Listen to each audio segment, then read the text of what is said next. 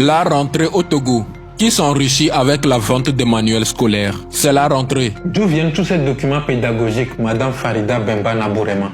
Edicef, qui appartient à la compagnie française Hachette et la compagnie d'édition française Hatier. Et dans ces livres qui sont africanisés, vous allez voir des noms africains comme Mamadou, Bineta, Fanta, Kodjo, Afi, Kweku.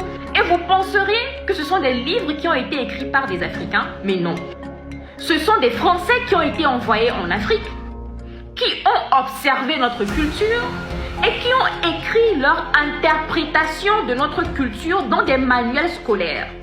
Alors on voit des textes comme Babalo et Afi vont au marigot, Kodjo et Koku vont au champ. Ah bon? Donc ça doit représenter combien de pourcentage comme ça? 90%. 90%. Ce ne sont pas des chiffres que je donne au hasard, ce sont des données de la Banque mondiale. Ce phénomène touche combien de pays? Le Togo seul ou bien les autres pays de la région aussi sont concernés?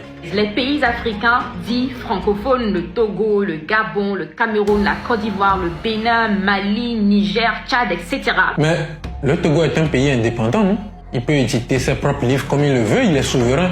Pourquoi est-ce qu'il est obligé d'acheter 90% de ses manuels scolaires auprès de la France? Est-ce que la France l'oblige ou le force à le faire? Eh bien, la réponse est oui. Et je vous dirai en quoi est-ce que cette réponse est oui. À cause de la situation économique de nos pays, l'éducation est plus ou moins subventionnée par l'État. Quand vous achetez les livres Siam, livre de physique, Durando, premier livre de lecture, abécédaire, etc. dans les librairies, vous pensez que c'est le prix auquel ce livre a été produit ou bien le prix auquel il est vendu par son éditeur. Ce n'est pas le cas. Quand vous achetez votre manuel scolaire à 5 000 francs pour votre fils, sachez que l'État l'a acheté à plus du double de ce prix et l'a subventionné. C'est l'État qui est l'importateur principal et les librairies locales s'approvisionnent chez l'État. Et comment est-ce que l'État trouve l'argent pour subventionner nos manuels scolaires? Par les prêts que nous donne la Banque mondiale. Maintenant, le plus grave, c'est que ces prêts ne sont même pas virés sur nos comptes. La Banque mondiale paye directement la maison d'édition française. Et la maison d'édition française livre la commande de nos pays.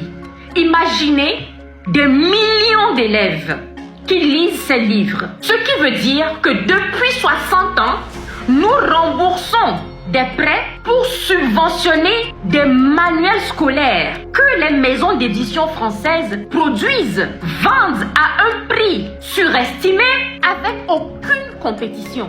Maintenant parlons argent, Farida. Dis-nous, combien représente en francs CFA tout ce pillage méthodiquement organisé?